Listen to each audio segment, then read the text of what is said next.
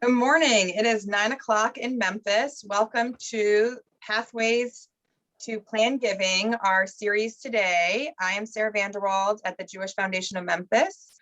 My co-host today is Joey Marizzi from the Plan Giving Council of the Mid-South, along with all of the Plan Giving South board members.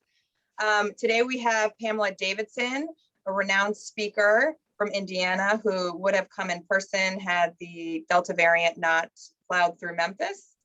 We are so happy that you are here today. This is a session for fundraising professionals, board members, executive directors, nonprofit representatives, and we're so excited to have you all on a Thursday morning. And we are recording this session, so if you need to see it later, if you need to drop off early, let us know and we can provide the recording for you. I will let Joey introduce our guest speaker for the morning. Good morning, everyone. Thanks so much for joining us.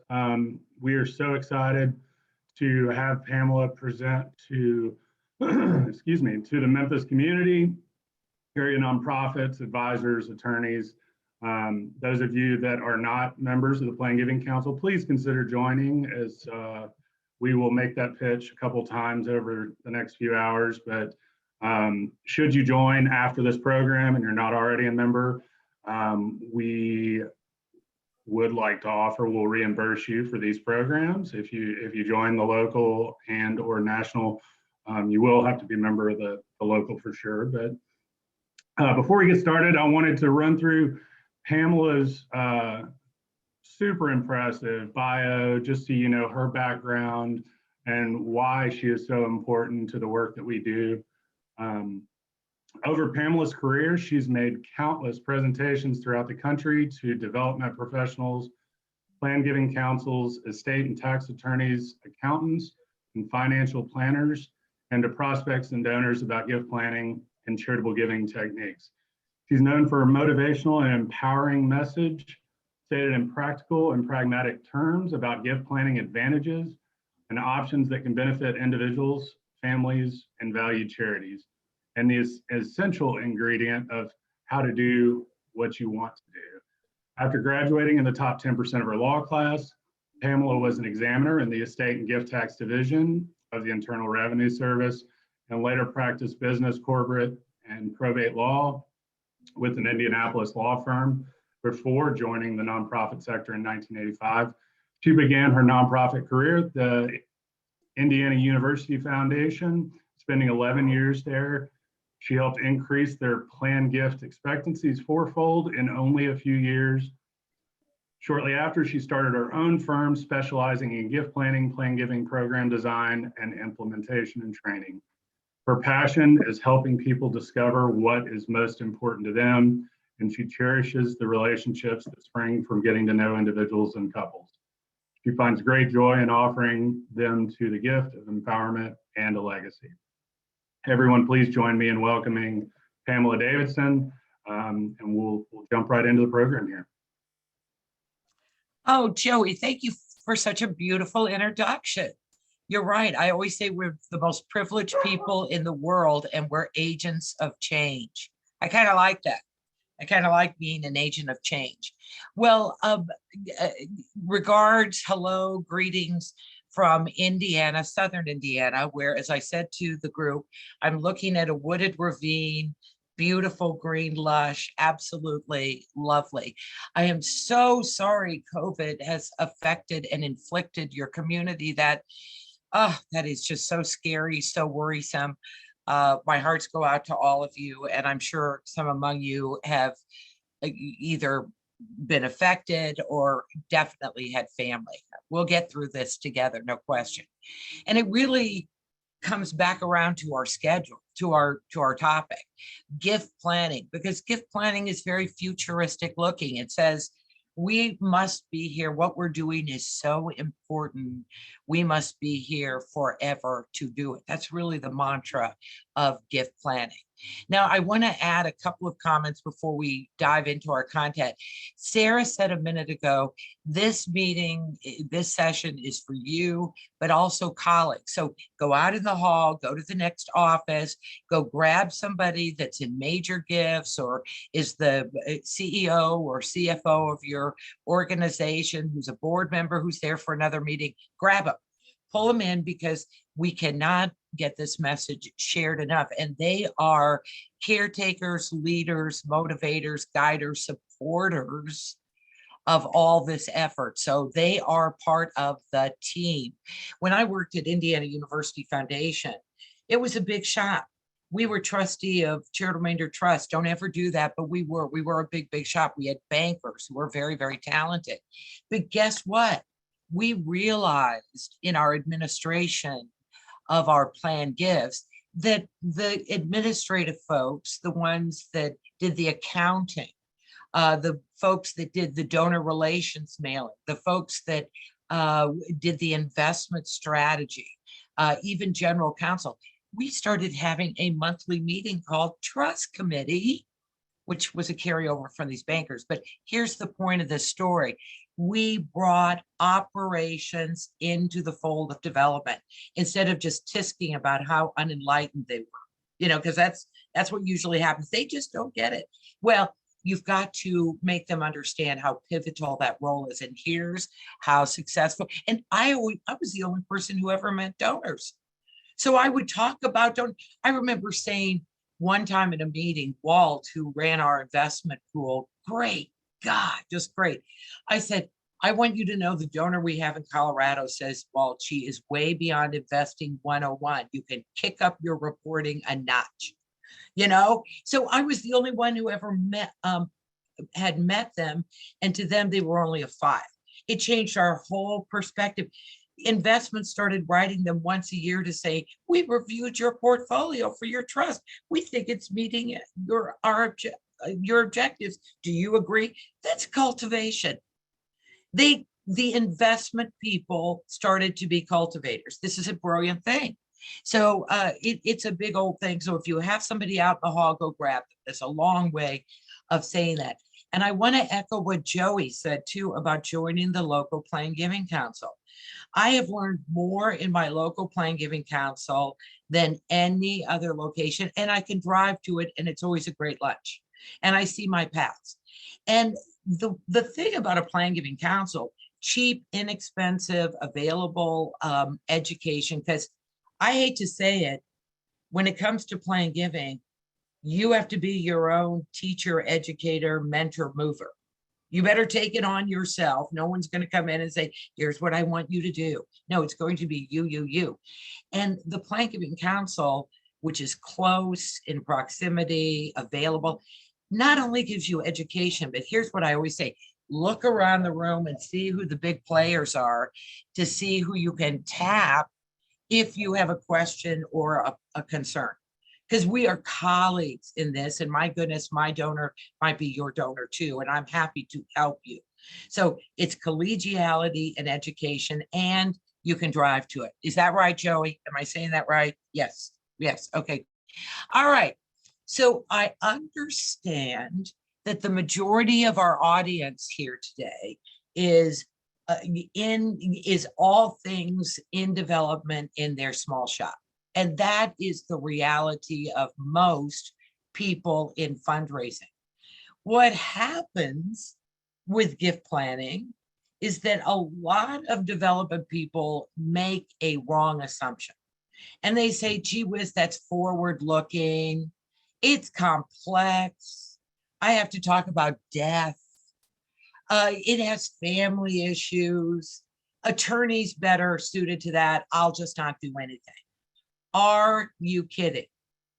The number one reason people don't make gifts, they were not asked. Remember that mantra?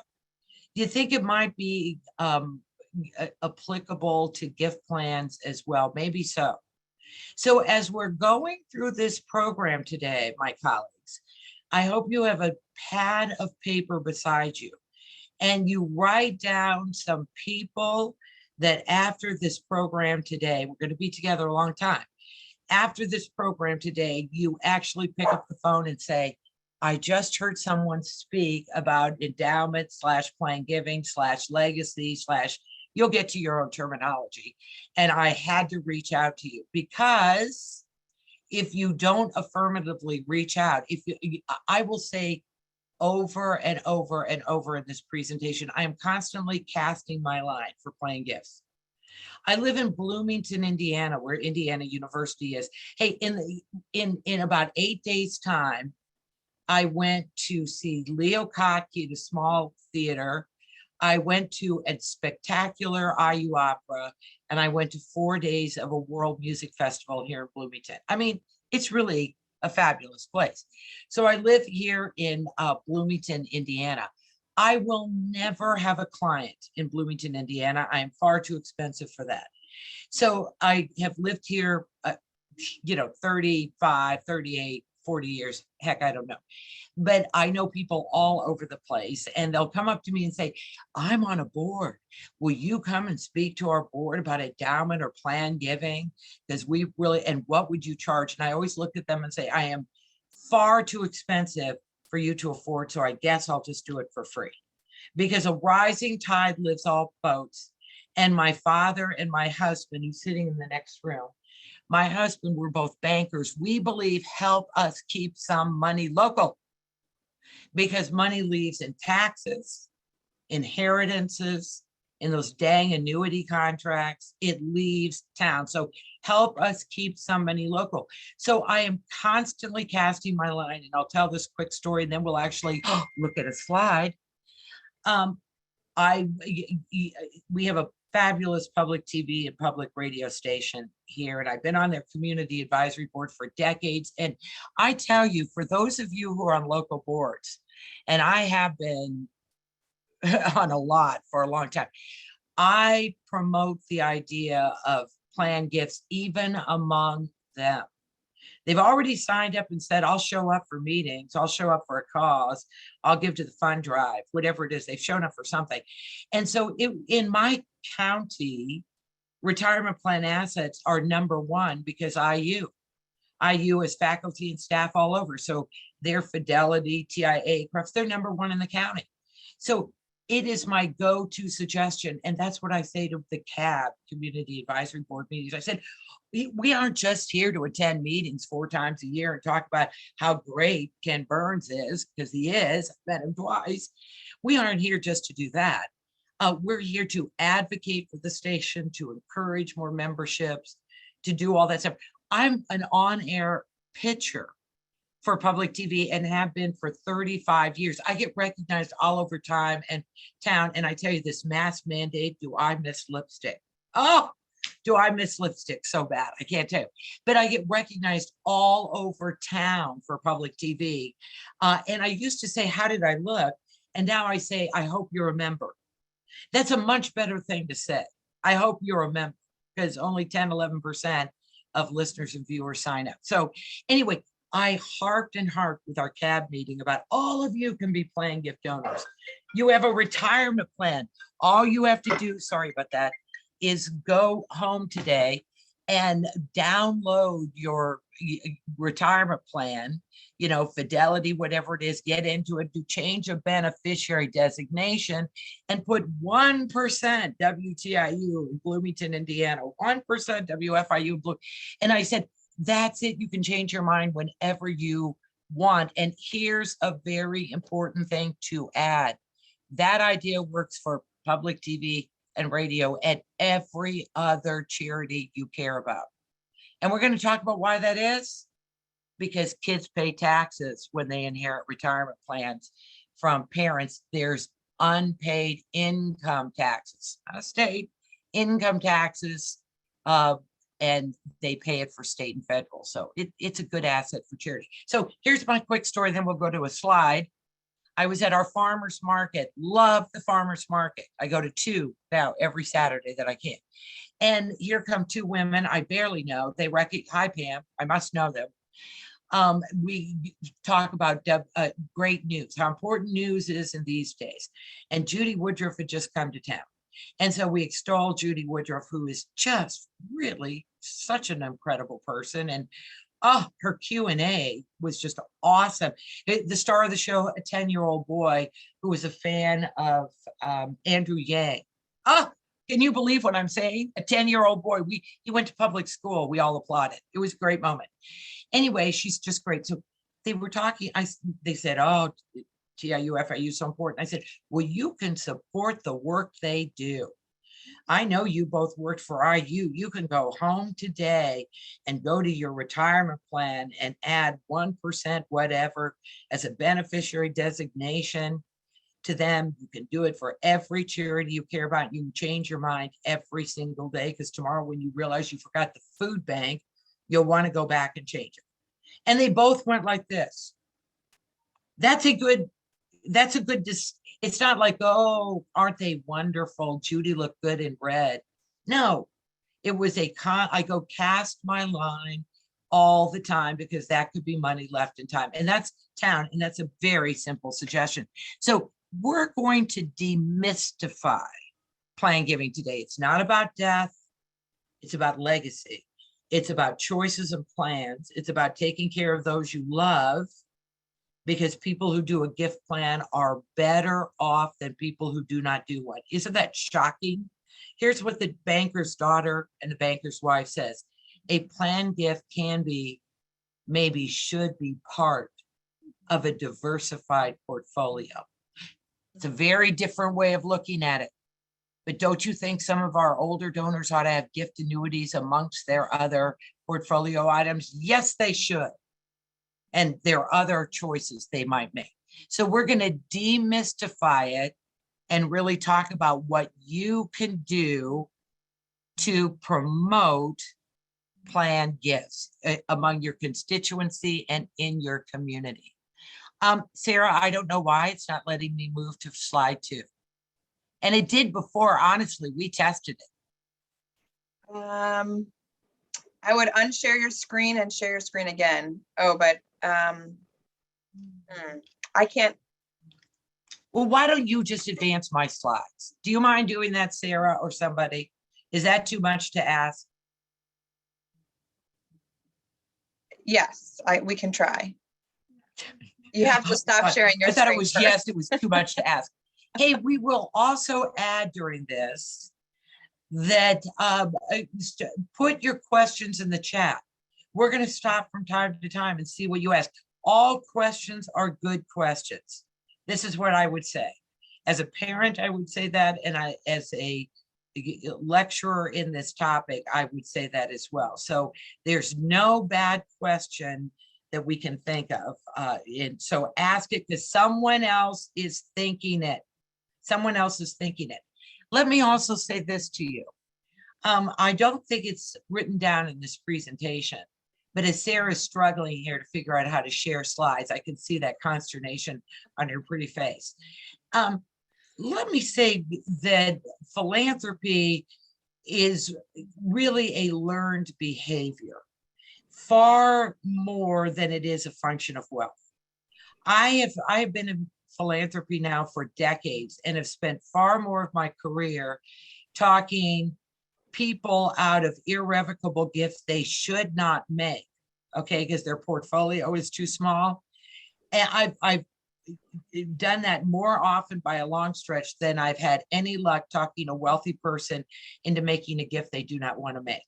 My friend Lisa was voted one of the best attorneys in the state of Indiana, her high wealth clients in Indianapolis. She said, "I promote charitable gifts constantly because these people have serious estate planning issues. They've got kids with destructive tendencies. Okay, they've got all sorts of myriad assets that they're turning over at all times." She said they are perfect candidates, and I can't convince them to do it even when it's going to save them taxes. And we're Hoosiers, and we hate to pay taxes all day long. Hey, how about that? Something happened. So it's a learned behavior. Oh, that looks good. It's a learned behavior, and believe that. So I believe everybody is a prospect. They don't have to have a portfolio. They don't have to. The best prospect is anybody who owns a lot of something. That's it. If they own a lot of CDs from Indiana, if they own a lot of stock, if they own farms, if they own rental properties, if they own, retirement plan assets, if they own a lot of something, they are a great, it won't let me advance again, Sarah. Oh, yes, was that you? I'm doing it. I'm doing it for you. All right, fine. There you go. Well, at least we know the power behind the chair. Sorry for the delay. I had to remove your access and then, I'm very impressed you could do it. Thanks to Sarah. Yes, the royal wave. All right. So it's a learned behavior. So believe everybody is your prospect. In Indiana, nobody can tell anybody's wealth. The wealthiest citizen in our state, you would never look at her house twice until she put a double garage on it and upset all of her neighbors. And I stood behind her in line at Kinko's. She works the jewelry counter at the Monroe County History Center garage sale. She's a very, I see her at the goat barn at the county fair. Okay, that's the wealthiest citizen in the state of Indiana. What can I say about that? So they are all amongst you, and your job is to cast your line. So those of you, I know I talk fast. I'm sorry, I'm a Northerner. For those of you unaccustomed to plan giving, all right, I said, you could have gone right by it. Should we care about gift plans? Should we care about endowment? Is it even on our radar?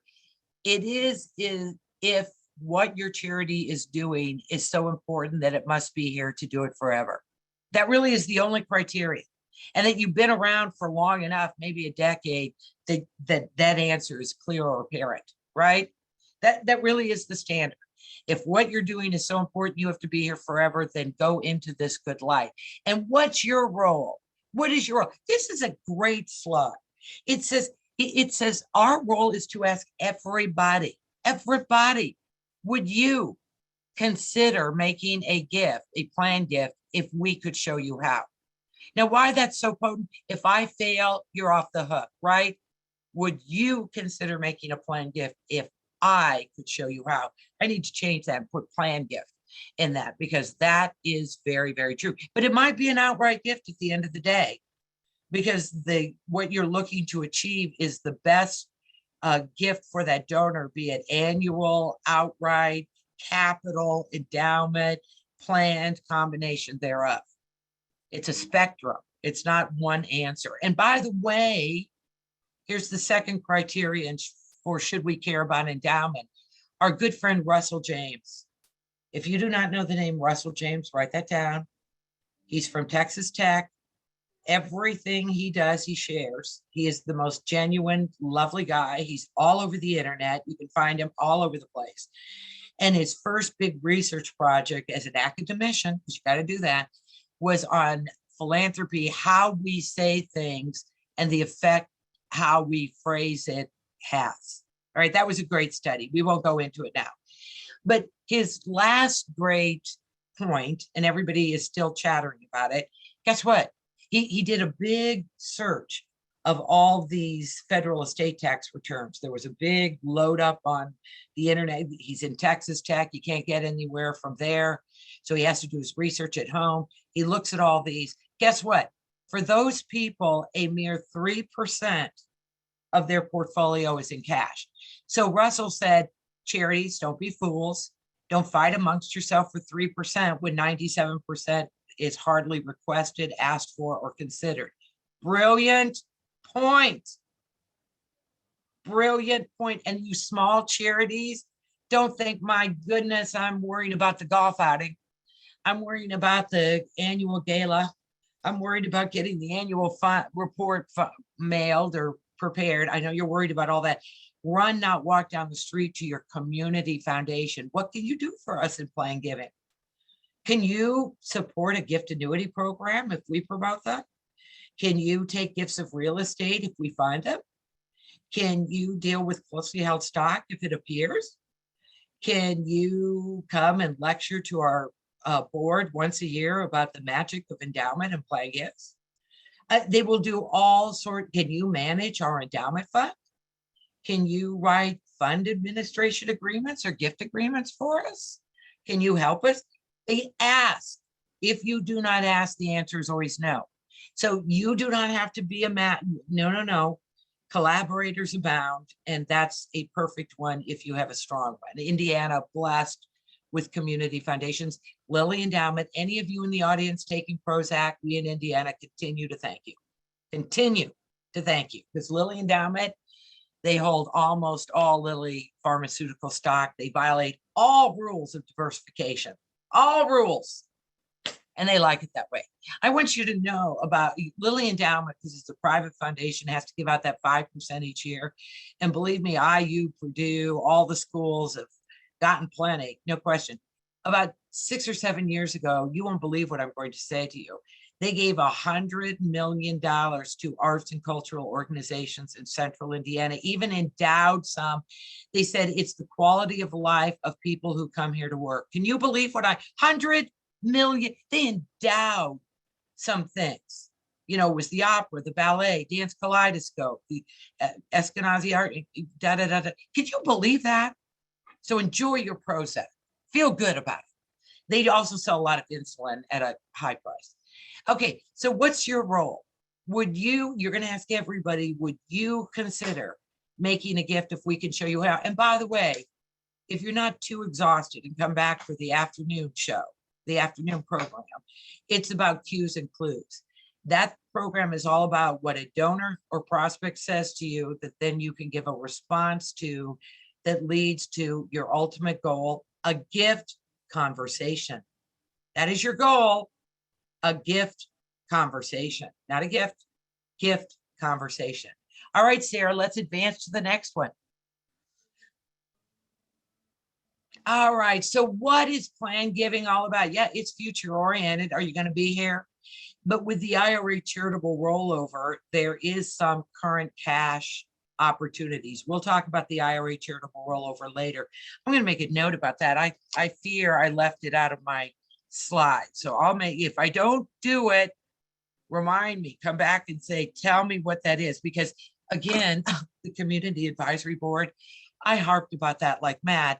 And my friend Kathy said to me, well, I went to my financial advisor and he didn't want to do it. And I made him do it. And it was all because you just wouldn't shut up about it. And she called me one time. She said, can I use it for my auditorium gift? And I said, you can use it for your IU auditorium gift, but you could not use it for your IU auditorium tickets, right? That's the right answer. So she did it, and so promoting the IRA charitable rollover because it creates cash for you now and a big donor benefit.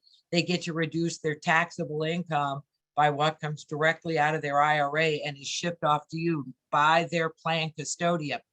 Devil's in the details. We'll talk it through. But that creates cash now. But most gifts are future oriented. Are you going to be here forever?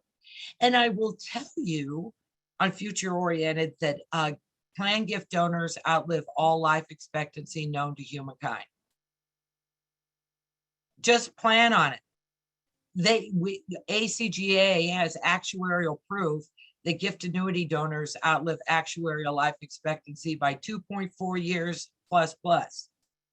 I mean, really, whether it's better health, community. I listened to Hidden Brain on NPR, hope you do too. And they did a story a week or two ago and said maybe a more important health factor than jogging and getting exercise is connectedness. How about that idea? Go back and listen to that. And philanthropy is a connectedness issue. So is volunteerism, correct? So I wonder if that has something to do with it. That Hidden Brain, I think that's where it was.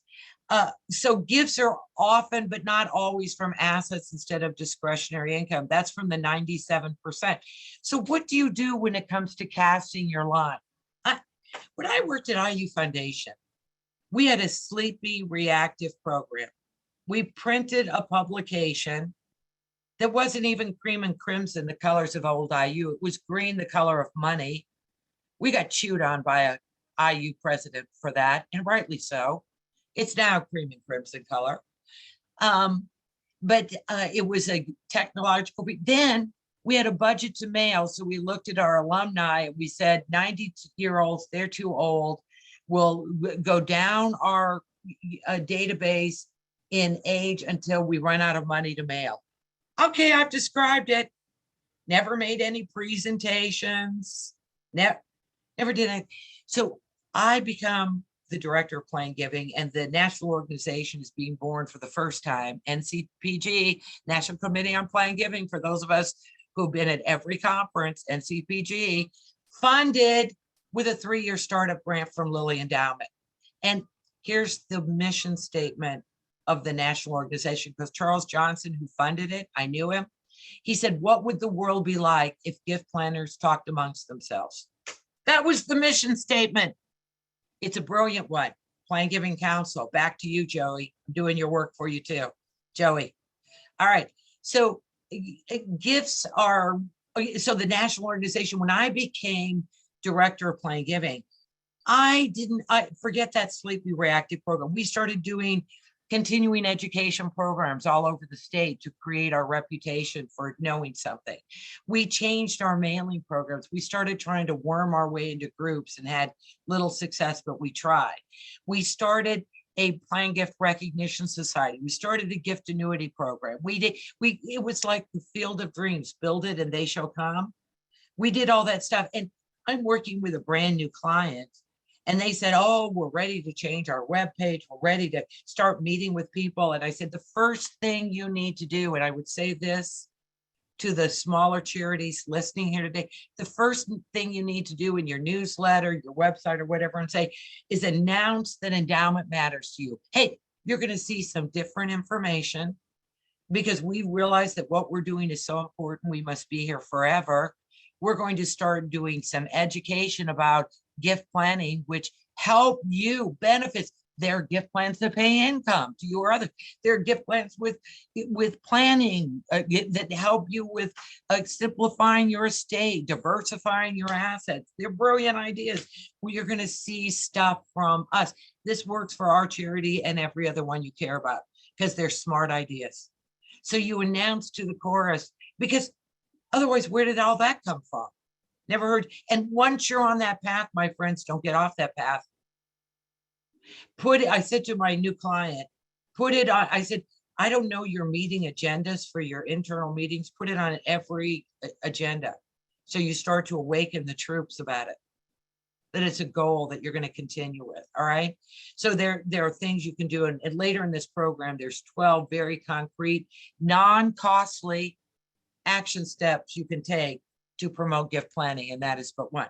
So gifts are often not always from assets instead of from discretionary income. So one of the things I was famous for doing, we had no database. We knew nothing about anybody. Just as well, I don't rely on databases. I want people to tell me about themselves. I don't want to come in and say, I know you've always given to athletics. That Bobby Knight, what a guy. That's a dead end statement. You're done. I mean, yeah. I mean, whatever.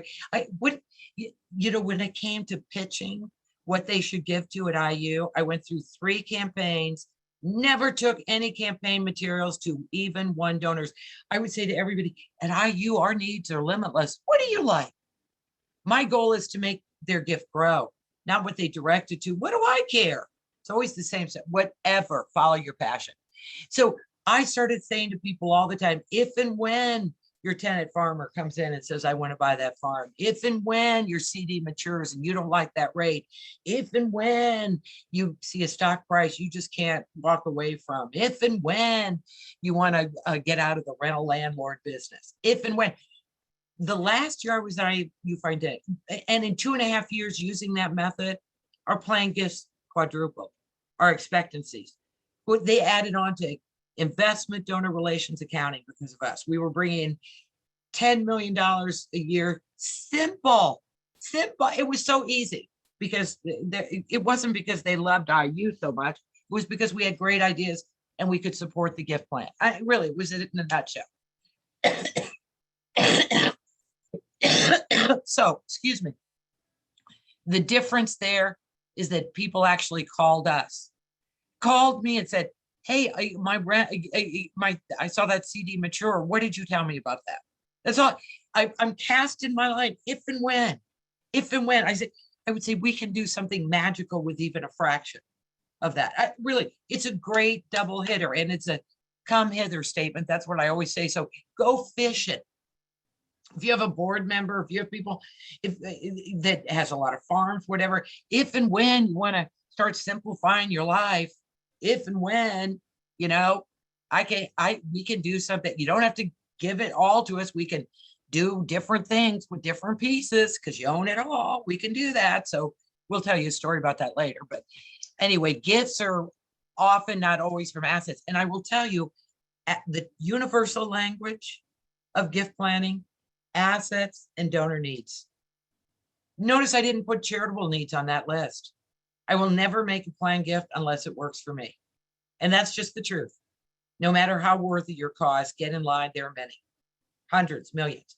So the universal language is assets and donor needs. And those are the two things I am constantly listening for.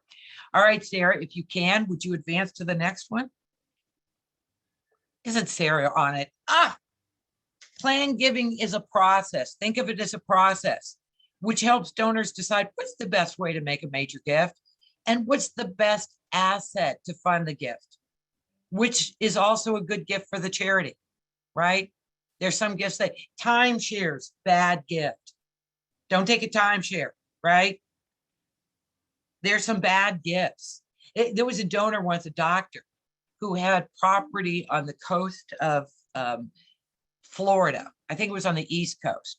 And he had given his property to a developer. So they built a today it's got to be ripped out. But it was a condo complex. And in return, he got a condo for life. And it was a 66-year lease. And when he wanted a condo for his son, he extended it to a 99-year lease on that. And he comes to IU and says, I have this great gift for you. That's before the word climate change was ever uttered. I mean, no, 30 years ago, no one ever uttered that. But we went to our board. They were like, are you kidding? There could be liabilities. It could be blown down in a hurricane. There could be insurance costs. Run for your life. So we respectfully said no to that gift. There are bad gifts. He was really mad at us for 2 years and then came back and talked to us about a better gift.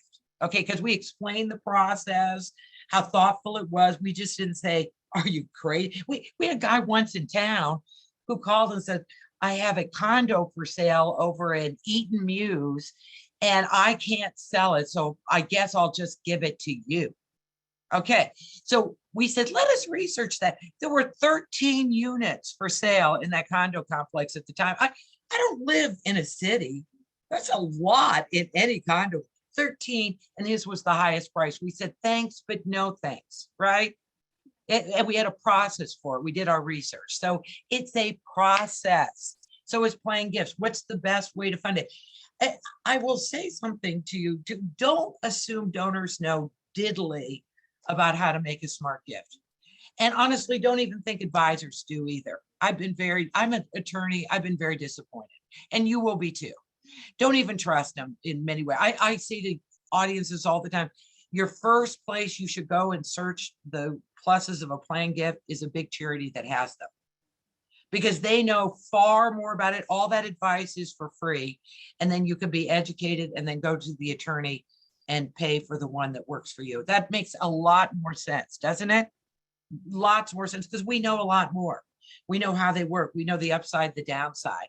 And donors, so if a donor comes in and says, gee whiz, I always say my job is to make sure it's the smartest gift you can make. I don't know anything about you, so let's, and I'm a huge fan of open-ended questions, and you should be too. It works with kids too, not so well with spouses. No, it does. It does, but it works well. Here's one of my favorite open-ended questions to a donor prospect. Are you thinking of selling or disposing of any asset in the next few years?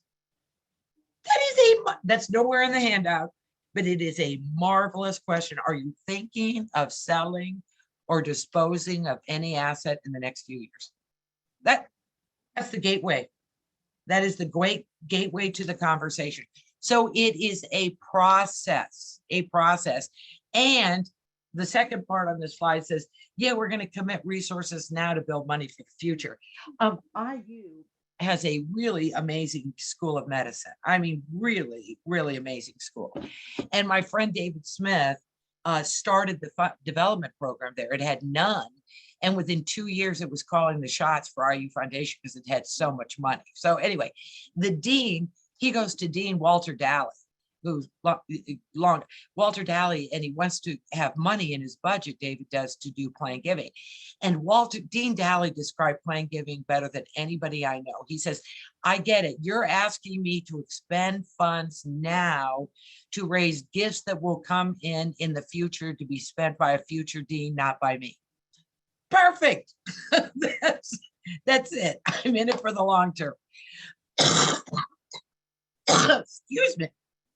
So that's how, right. Now, you're going to say, is this going to be expensive? No. I've already told you that the Community Foundation could be your best friend in collaboration. And there are for-profit firms out there too that do gift annuity programs and other things, but always go to a nonprofit first, I say, my opinion.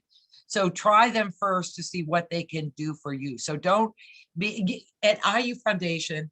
Our budget was the smallest and we raised the most by a factor of over 10. All right, that because we were constantly casting our line. And people made repeat life stage gifts. When I first got into planned gifts, it was all about the one-time only testamentary gift that is going to happen when you die. And it has changed. Now it's diversifying assets during life stages to meet donor objectives and needs. So they're still testamentary gifts. Don't get me wrong. Those matter a lot. They're still testamentary gifts, but now there's a whole new component of life stage, which can be repeated if they have served the donor's process, and they do repeat them. Gift annuities are the most repeated gift type in America. And they're the second most popular gift type in America behind bequest. Bequests are number one only because everybody knows what it means. All right, I'm going to go look here at the chat. Let me see if I can look at it. Oh, yeah, I can look at it myself, Joey. Go Hoosiers. You're right, Laura. That's right. We had an embarrassing Cincinnati game. I'm so sorry. So glad you mentioned I don't know what Laura, the rest of Laura. Oh, wait, here it is. Wait. The community foundations as a resource. As the Jewish Foundation, we can facilitate all types of non-cash assets, closely held stock, real estate, etc., and invest endowments for other organizations. So the Jewish Foundation is also possible. Isn't that awesome? The Children's Museum of, oh, wait, I went right by that. The Community Foundation of Greater Memphis can also provide that. See what I mean? The Children's Museum provides legacy gift solutions too. Wonderful. Leslie Davidson, my dear friend. We have a funny story together, Leslie Davidson and I do. We don't offer gift annuities anymore, given the burdensome reporting and risk. I'm wondering if anyone has an active gift annuity program. Oh, yes. Oh, yeah. The burden is not that great, particularly if the Community Foundation does it for you. It's better to do them, than not do them. The Salvation Army has an active gift annuity program, Angela says. Absolutely so. My son is an investor mentality. He had a CD in high school. Is that odd or what? But CDs are the leading investment choice in America, and they are perfect for your older donors. And I will tell you, because I always, in every conversation, tip everything in favor of donors, always. So when I meet with a donor and they talk about gift annuity, I'm always like, is there a second annuitant, someone the same generation that you could do this with? Do you have a in-law, sister-in-law, whatever? I always ask that question, because if you tip everything you talk about in favor of the donor and the donor's perspective, all good things happen. All good things happen. When the IRA charitable rollover, George W. Bush, it passed under him the first time. Remember when it it sunsetted and people said, will it come back? Will it come back? It got renewed. Was it 4 times and then made permanent, something like that? I had donors call me that summer. Will it renew? Will it renew? What do you think? And a lot of people would say, you might as well just make that gift. We need it. You have to have a RMD, required minimum distribution. No, I said to all of them, you know what? Your gift in December will count just the same. Let's sit on our hands and see what they do. That's the right answer. Let's sit on our hands and see what they do, and they renewed it. So it's perfect. So you're going to commit resources now to build a future income stream. It's so important. All right, Sarah, next slide, please. All right, we're going to have personal visits. And I will tell, what's a personal visit? Is it always to request a gift? No. It's here's a perfect story about that. What stewardship and cultivation really is. Remember I told you in our shop, we started using the annual investment review of a trust portfolio as a stewardship and cultivation item. Brilliant. What other things can I do to say that?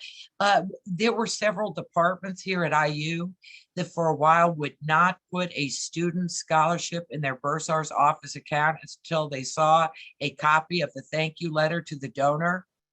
That's illegal, I'm sure, but that's what they did, you know, to make it, because so many donors expected that thank you note.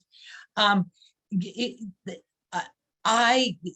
happened to take the call one day at IU Foundation from the couple that became the largest individual givers in the history of IU. And that's a story for another day, but I should say in the first conversation, he said, I am going to give the university $14 to $16 million. I spent my life being anonymous. If you talk about me, I will take that gift away. And we had a blabby vice president who revealed all, you know, really confidentiality. He didn't ask for very much, did he? So we had a long maturation with this person and gifts in between. By the way, his ultimate gift was $92 million. By the way. But one of the things he did, he drove down to campus one day and he called me called me and he said, I want to build this structure in this beautiful part of IU campuses, which is often voted one of the 10 most beautiful campuses in the country. And it really is. So he wanted to build this structure. And I said, well, I don't know anything about that, Mr. Cox, but I know who to ask. See, that's the right question instead of that's not on our campaign priority. That's the wrong response. I said, I don't know anything about that, but I know who to ask. So we went up to his Indianapolis mansion, sat with the IU architects. That gazebo is there today. Mr. Cox called me many times. I'm going through Bartlett's famous quotations. Your limestone carvers in Indiana, we have to carve something in that limestone. Now today, it only says one thing. Education is mankind's greatest achievement, Jesse Cox. But the reason I'm telling this story is one beautiful day, I married a couple in that beautiful gazebo and called him on my cell phone on the way home and said, Mr. Cox, the water fountain in the gazebo is working today. It is a beautiful day. And I just married a young couple in your gazebo. And what did he say? Beulah, get on the phone. Pamela's calling. Get on the phone. I mean, that's stewardship. It's saying this is what happened with your gift. A couple started their married life. So it's personal. So my friend David Smith that I alluded to, brilliant idea. Leslie Davidson, this is a good idea for you and the St. Jude staff. No question.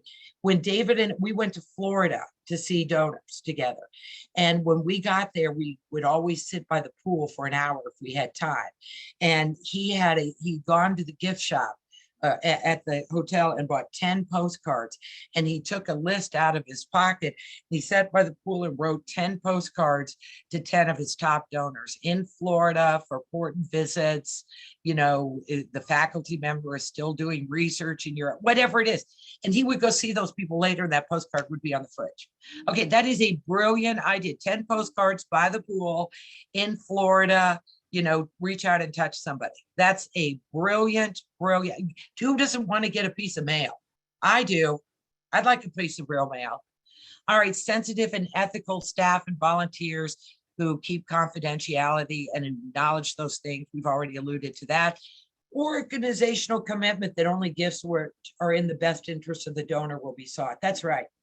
I worked with a charity once that was, the couple wanted to do it. It was a young couple with 7 children. They were in their mid-30s and they told the charity they wanted to do an irrevocable charitable remainder trust, that their oldest 2 children were sure support the other 5. I said to the charity, are you mad? Do you want to read that story in the newspaper? And the fundraiser said, but that's what they want to do. And I said, they don't know how wrong they are. No, that is not in the best interest of the donor. No, I didn't work with that charity. I was so upset. All right, Sarah, let's go to the next slide, please. That makes sense, what I've just said. Technical expertise, don't worry about it. You can import it from the Community Foundation, Jewish Foundation. We just had all those great ones that came out and told us. And the ability to manage planned giving vehicles and endowment. Forget it. They'll do it for you. Forget it. Here's what I say. I was on the board of a women's shelter here, nationally recognized. I was on it for 10 years. And some of those board members will never speak to me because I signed the endowment agreement at the Community Foundation, where my planned gift to the women's shelter is going to go. You betcha it's going to go there. They were mad, but when we started to promote them, they kept in the meeting saying, well, should we manage it ourselves? I said, stop it. Till we have $5 million? No. I said, does managing an investment add to or detract from our charitable mission? I said, we know nothing. I said, what are you going to do? Put it down at the bank and earn 2% versus at the Community Foundation with a return of, at the time it was 22. I said, are you mad? Run, not walk. Okay, so no, unless you have a lot of money, don't do that. Okay, now we're ready, Sarah. You were absolutely right. All right, what are the components? I'm going to continually educate, cast my line. I have a come hither approach. I always say to my friends, talk to me about that. If they're retiring, if I see them involved with a charity, I'm like, hey, take me to lunch or buy me a coffee or a craft beer, and I'll tell you everything you need to know. So I'm constantly offering to give people good advice, good ideas. It's not the illegal practice of law. I don't write anything. I'm not saying this is what I'm not drafting documents. I'm not doing any of that. I'm saying, here's some ideas. It's just like going to a seminar, like doing this. So educate all the time. And that includes advisors because they know nothing. No advisor has ever heard of a gift annuity unless they've worked on one or actually read the materials they've received from higher ed or their church. So we didn't learn gift annuity contracts. We learned contracts. What are the requirements that makes a contract valid? You don't learn anything about specific contracts. So that is a brand new topic for almost all advisors. IRA charitable rollover. There's so many things they don't know. So, I know a lot of attorneys in town that do estate planning, and I'm constantly like, oh, let me tell you, or they could do, or did you know, or geez, I sound so hoarse. All that stuff. It's really good. Identifying prospects. That's everybody. That's everybody. In the Midwest, you can tell. I worked in Detroit once, and one of the fundraisers went to a rusted out trailer in a dangerous neighborhood in Detroit, and a woman pulled a suitcase out from under the bed with $75,000 in cash. All right. When my husband says assume, I just start screaming. So don't assume. You know nothing. You know nothing. Here's what I often said to people when I met them, because we had no database. We knew nothing about anybody. I said, I don't know anything about you, but if you have CDs, there's this kind of gift arrangement that's only been around since 1831 that pays higher than market rates to 1 or 2 older people. I don't know anything about you, but if you have out-of-state property and someday you just say, we can't drive out there much longer, you should talk to me. I don't know anything about you, but if you have a portfolio and you see some high stocks that you want to freeze out, I can help you with that. And you could get income from it for life. I don't know anything about you, but if you have kids with issues, I have some ideas for you. I don't know anything about you. You know, I would say that all the time. Hoosiers hate when you know anything about it. We want to be completely mysterious at all times. We just, we don't say, you know me. Don't you know my business, you know? Don't tell me that. Okay, soliciting and negotiating. And why do I put that in there? All right, community foundations that are in this audience, let me say something to you. And St. Jude's, because I know you do gift annuities, of course you do. Don't assume people want the ACGA rate. Don't. Negotiate is the right term there. Okay, here's my story. Lewis walks in one day. He's annually funding a journalism scholarship. He says, he lives in Ohio. He says to me, I'm here to endow this. You know, I'm taking care of my work. I'm not a wealthy man. I have $25,000. I need the income. What do you suggest? I have the gift annuity chart on my bulletin board. Boom.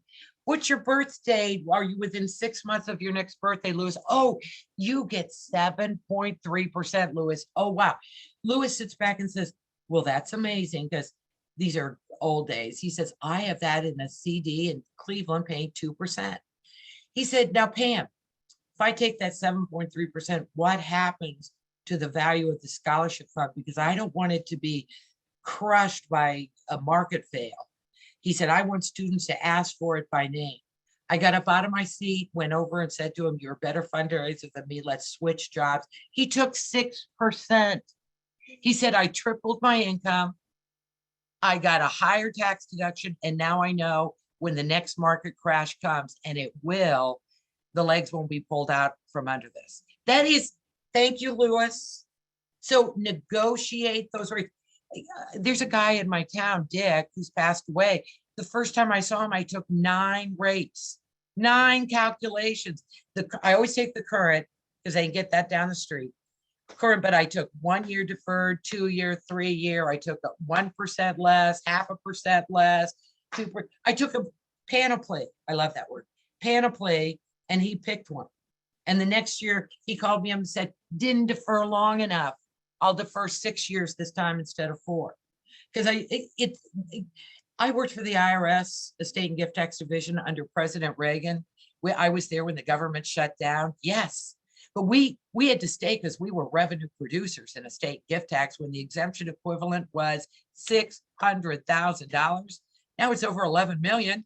It was a different time, but we were sitting there doing that. Tax deductions, all this, a long time to look at diversification strategies, to look at how people have used that cliff of $11 million now, or 600,000 to do planned gifts.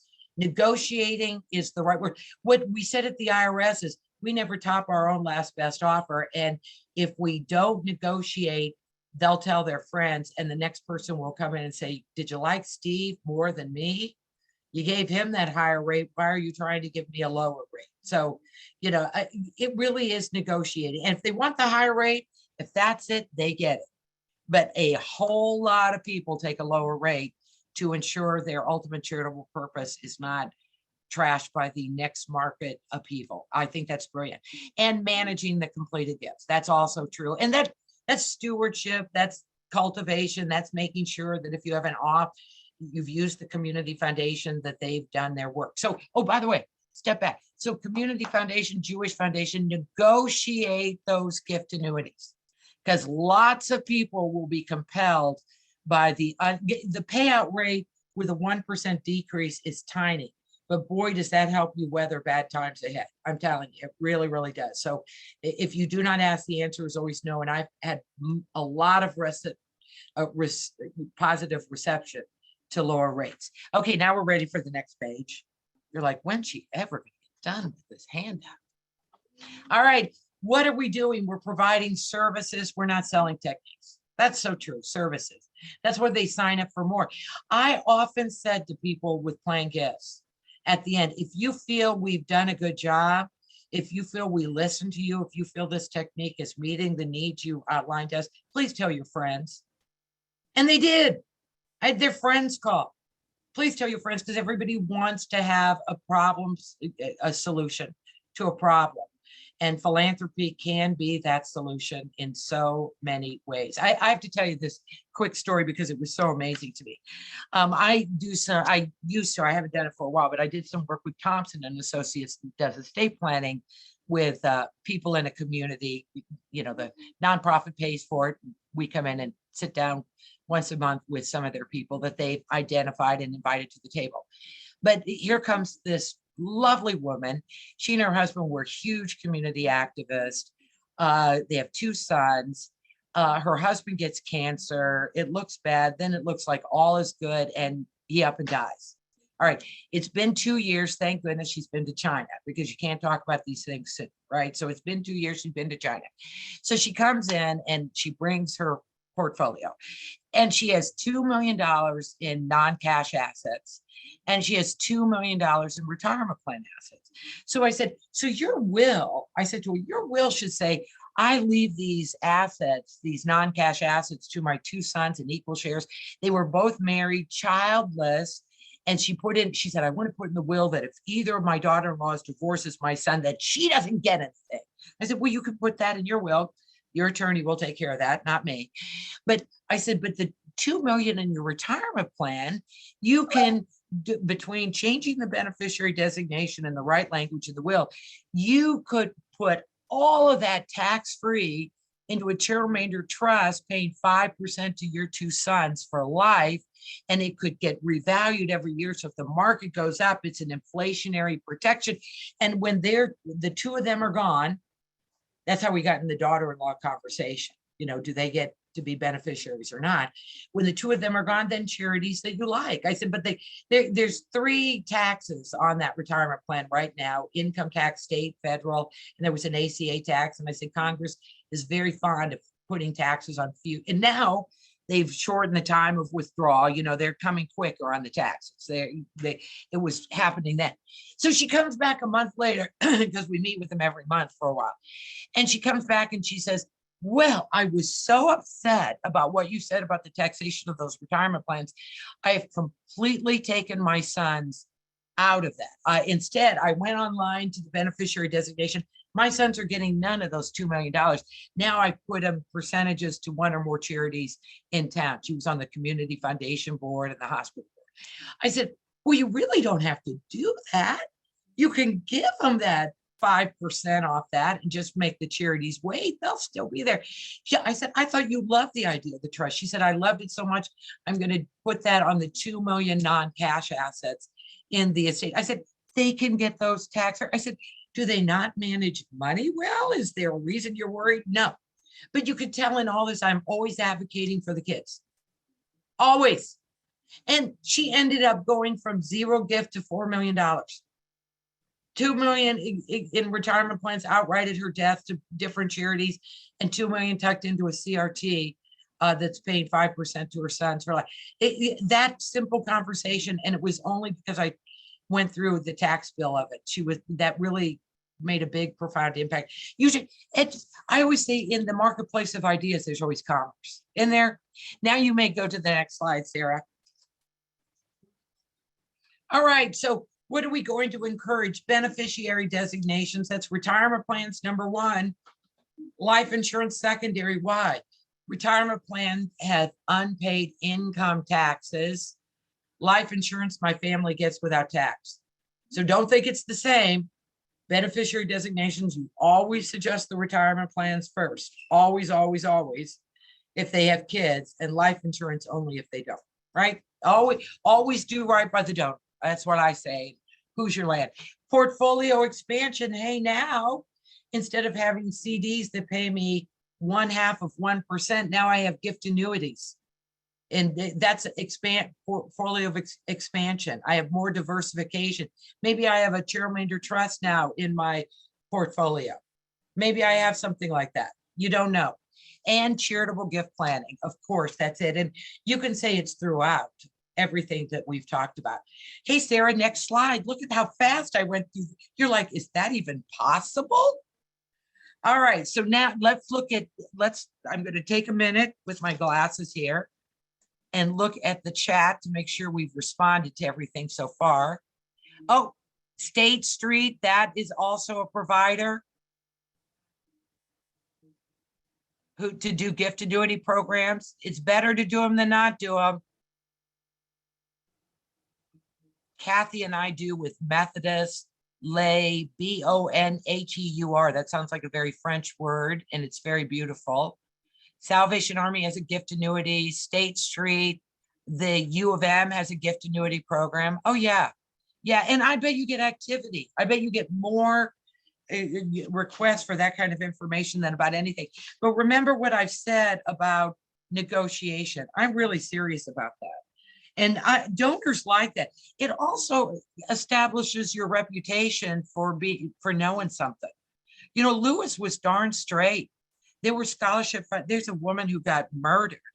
You know, her car broke down, and this was in the 70s when I was in college, and she got found in a cornfield. You know that story. In December, you know that story. And there was a scholarship for her, Anne Louise Harmeyer. I'll never forget it. That scholarship was $100.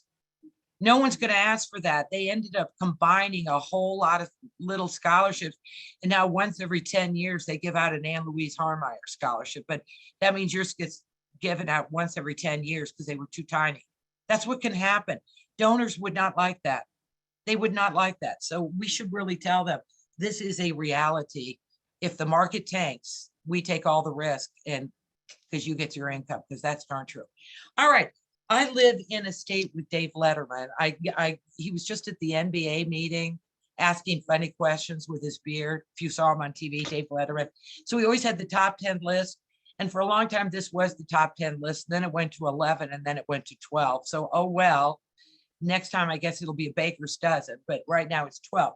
And the reason this list is here, for all the smaller charities in this audience, and really for the larger ones, these are very practical, very doable action steps more than anything else that really set the stage for you to be successful in charitable gift planning. Because here's what happens in reality. You know, fundraisers today, we've been losing them in droves. That survey that they did about 2 or 3 years ago, Leslie, they talked about this at the national conference. And I don't know if it was CASE or AFP or who did it, I forgot. But one of the questions was, how long do you think you'll stay at the current job? And the answer was 2 years or less. I mean, I was at IU Foundation for 11 and a half years. Leslie's been at St. Jude's decades. You know people, you get better. It's just terrible, the turnover. So this is a real big problem. So leadership has very short-sighted goals, and it's all about how much cash can you raise for me to spend today. And that's another reason, Joey, another plug for the Plan Giving Council. Depending on the topic, you can drag that short, no vision, short-term thinker colleague along to that meeting where the topic is that. And when they hear it from somebody else, they come back in the car all enthused, all the time as a consultant. I've walked down the hall with people after that first meeting with the leadership, and the fundraiser said to me, that's what I've been telling them all along. I said, I know you have. You can't be a prophet in your own family and your own shop in your own town. You can't be it. That's it. You get no respect. Rodney Dangerfield was right. So sometimes bringing somebody to that meeting gives you just the push and shove. And I wouldn't just think about somebody who worked in my shop. I'd think about it as a mouthy board member. If I were on your board, I'd be the perfect person to take, because a mouthy person who would stand up and say, this is what I learned, and this is what I believe, and this is what we should do. So use it for marketing for your cause. All right. That's what I say. Right, Joey? Am I right about that? See, I'm a believer. That Plan Giving Council had everything to do with my getting into the national organization, the president, all of it. It was all through that council. I still try to go. All right. So what are these 12 concrete steps? And you'll be so happy to know hardly any of these involve money. You'll be so happy. They do involve some, but not a lot. All right, here's number 1, commit. Commit to a proactive plan giving program. Make it a goal. Commit the organization's time and attention. That's why I said to my new client, put it on every agenda, right? Budget too. She's gone to the budget committee, gotten a first modest budget, and we're trying to see how much we can do within that for the first year. Integrate plan giving into your daily or at least weekly plans and activities. Includes budget and database improvements. Oh, so true. Database improvements. When in my former shop, there was no razor's edge, there was nothing we could buy. So we had to create our own, and we spent torturous months with the IT people talking about all the things we wanted to be able to pull reports down from. And it was time well spent. You know, where they live, what type of planned gift they'd done, what decade they graduated, what kind of asset they used to fund the trust, you know, what, you know, it was an endowment or outright, were they a scholarship donor? We have all these parameters to pull reports for, made our future life so much easier. It was torturous, but so good. We even had a category called AYOB, approximate year of birth. AYOB, approximate, because you can't, even though it's a university, the foundation can't get any of that information from the university, right? None of it. Not even if they got a scholarship, none of it. So it all had to come from us. So that database is pretty darn important. I like the folklore part, the notes and commentary, and I hope your database has a lot, because my friend Dorothy Fine was always amazed every year that I never forgot that her maid's name was Geneva and her dog's name was, you know, whatever it was. I never forgot that. How do you think I remembered that? You know, I'm fabulous at taking notes, you know, or asking, how did your sister do with that surgery? Oh my goodness. You know, use that for what I call the folklore of chit chat, the folklore, because it says I'm paying attention to you instead of most charities I describe as the princess of the outstretched hand, which was my one of my child's nicknames for a while, princess of the outstretched hand. It's, we're so wonderful, we're so fabulous, we do such great things with our funds, we have such dream, we have such vision, we picked you as a donor, hey, cough it up. That's the princess of the outstretched hand, where I would say, if and when you can't drive to Arizona anymore, if and when you see that stock mature, if and when that rental landlord comes in, if and when.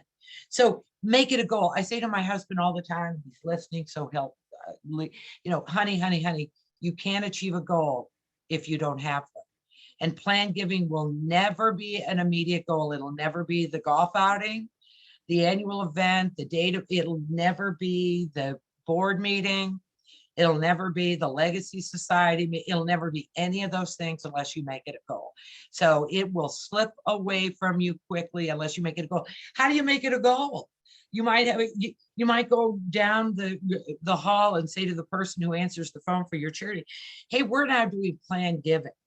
So if anyone calls and talks to you about any asset, or do you accept gifts of any asset, or if they mention the word endowment, or they mention the word gift plan or trust, or they mention gift annuities, anything. Hey, I'm the person who can take that call. You know why I said that? Because I worked at IU Foundation for 11.5 years, and Bonnie Tinsley, one of the nicest people on the face of the earth, we were best of chums.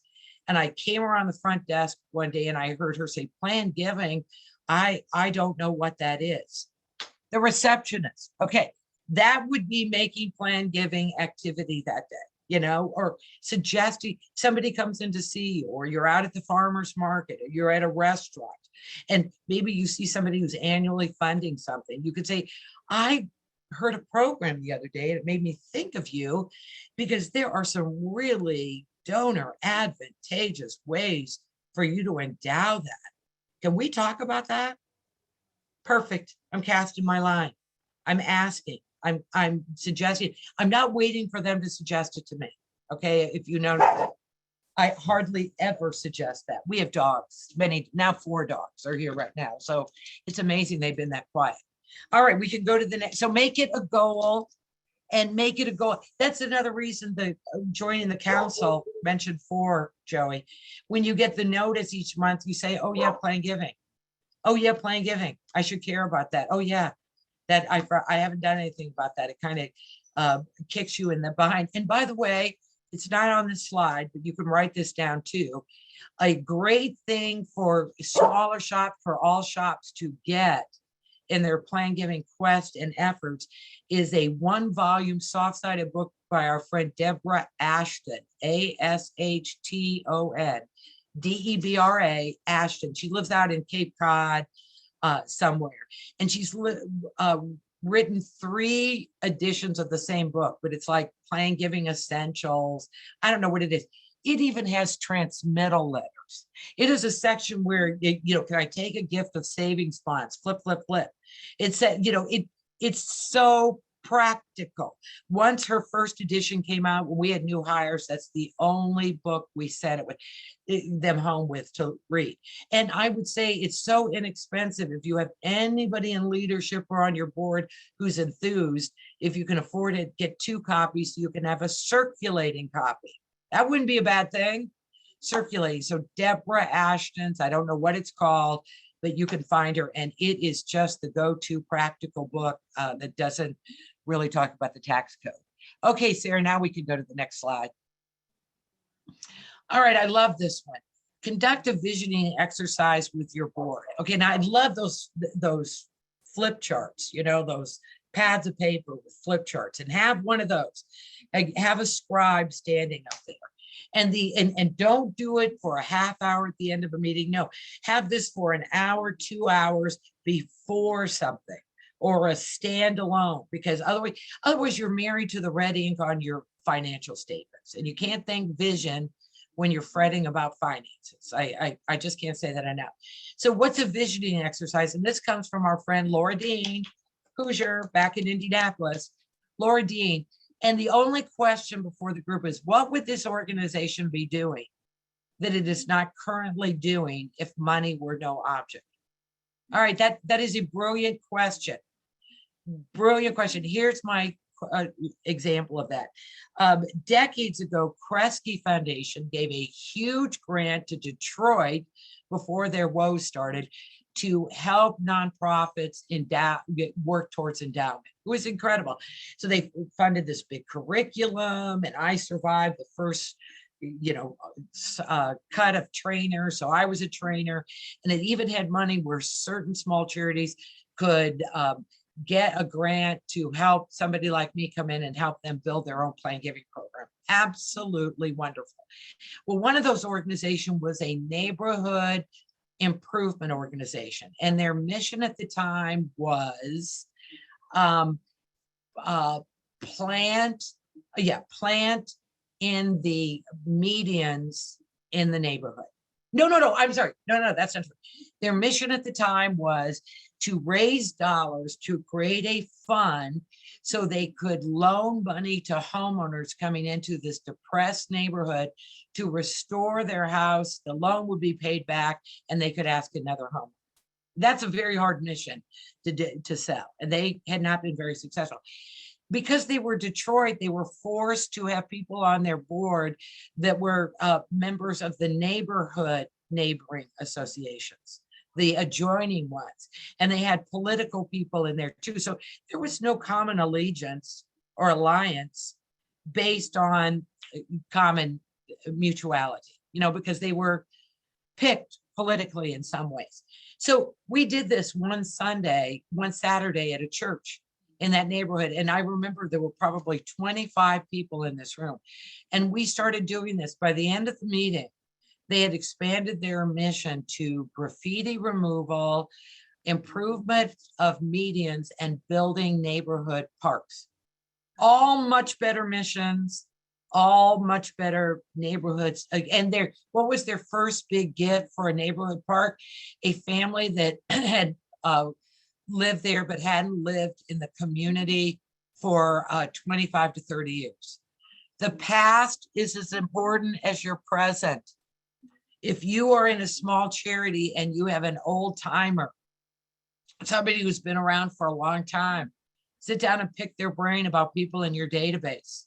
They know a lot about the past. The past is in some ways more important than the present when it comes to plan giving.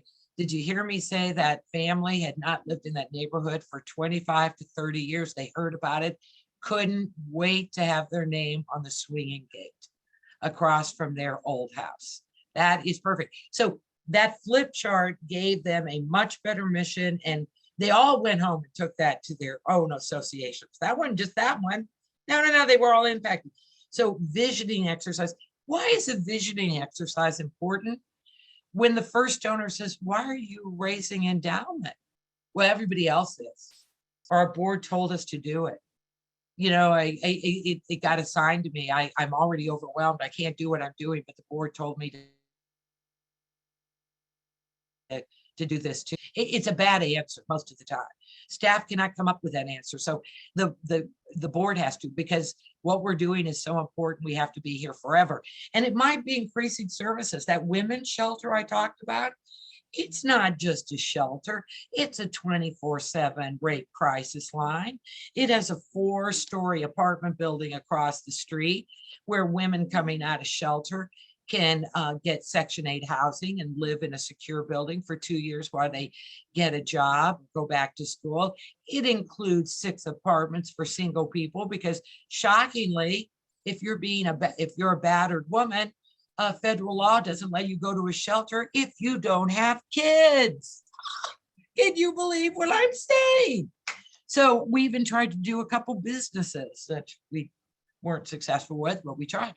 So we kept expanding our vision for what we did, because the very visionary founder of that organization, she had what I think is the best mission statement ever, because I knew her. Whatever we're doing, it's not good enough. That was really her mission statement. Whatever we're doing, it's not good enough to help women in crisis. That's a pretty good answer. So the visioning exercise can only come from the board. Why is this also a good exercise for leadership buy-in? They set the course for where you're going. They set the parameters, and don't let them get mired into, oh, we have a program today that does this. No. It's long-term, it's visionary. It may be expanding our services to the next county.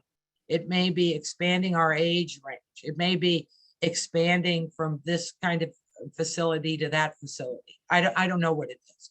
It may be the Rock and Roll Hall of Fame. I was just in Cleveland speaking, and the Rock and Roll Hall of Fame, you know, which could not charge admission during all this, but they went from the director said, let's do 1 day a month free. And now I think admission is free all the time, because it kept the lowest barrier people. It's like library fines. Why library fines are being done away with is because if you're a poor person with library fines, it bars you from all the services the library has. And if you're wealthier, you could pay the fine and still have it. So it is counterproductive to who needs the free computer time, who needs books, who needs resume writing skills. That makes so much sense now that I've said that to you. But so the visioning exercise can only come from the board. Where are we going?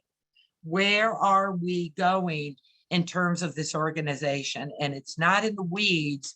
It's big picture, service, mission, outreach, that kind of thing. Makes sense? But you get buy-in from a lot of people on something like this. All right, Sarah, now we could go to the next slide. Enlist key staff, particularly the CEO, financial, accounting, and legal staff in Plan Giving. That's why I said go out to the hall, pull them in, convince them that why it's important for your charity's future, how promoting should raise all fundraising, and that they have a key integral role to its success.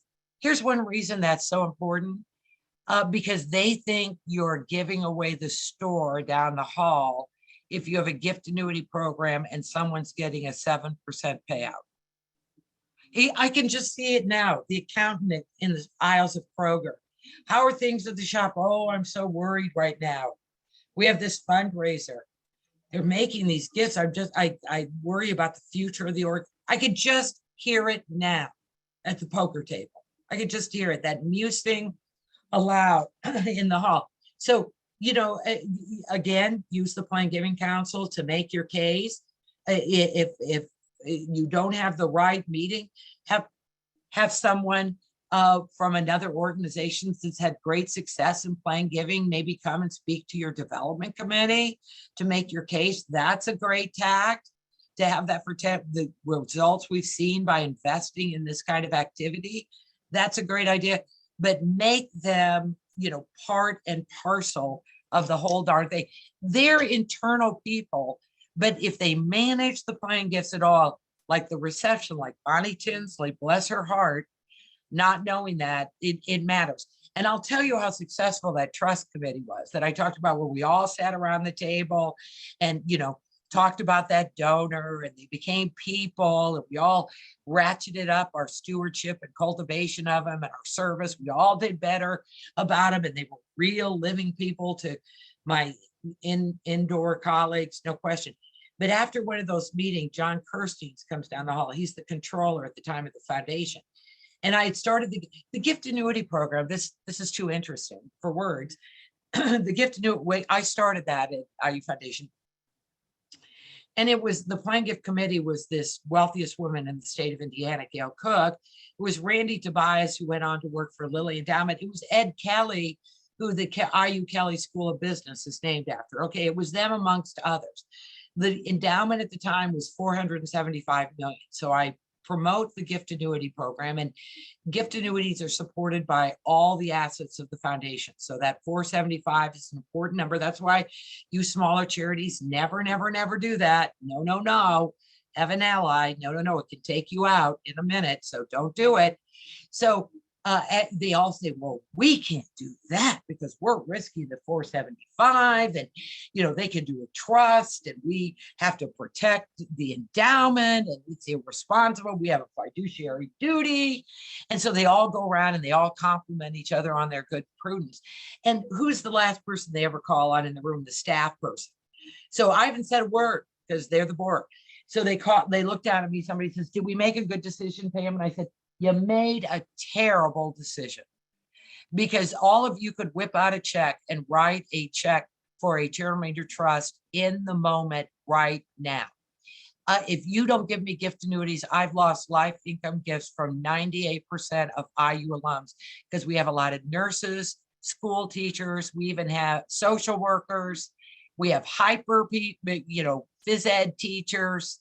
Hey, Mark Spitz is an IU grad, just so you know. He has a new commercial out, just saw it. He's graying nicely. I saw him on campus in those days. But so they ended up approving the gift annuity program. You got to be bold sometimes. You got to make your case, because that's true. That's absolutely true. So John Kirstein stops in after trust committee and says, these gift annuities, he says, all we need time for is to print the checks and stuff mail them and stuff the 1099s in the envelope at the end of the year. We could do 1,000. And that was before gift wrap, which is that new incredible software. It was gift wrap. So I said, John, that's just awful. He said, you just keep selling them or promoting them. That's not promoting them, because here in accounting, we're just here to support development. No accountant ever says anything like that. No account, but they were on the page. We made them on the page. Trust committee made them on the page. So have a meeting every once in a while. Tell a good luck story of somebody who made a gift, had great experiences. Tell them about, outreach. Tell them about, assets, universal language, and donor needs. Tell them about some of that, kind of enthuse them a little bit, because they have pals too, and they might be planned gift donors and all that stuff. I don't know what happened to our outline, but I can tell you what the next one says. I can read it because I have it right here as a backup. Okay, number 4 is exactly why you're here today. And it says, obtain additional training for any key staff or volunteers in plan giving. What simpler plan gift options can our charity realistically handle and promote? And join the local plan giving council. It's right there, Joey, right there in print. That's absolutely right. Training is important. You have to be a self-learner.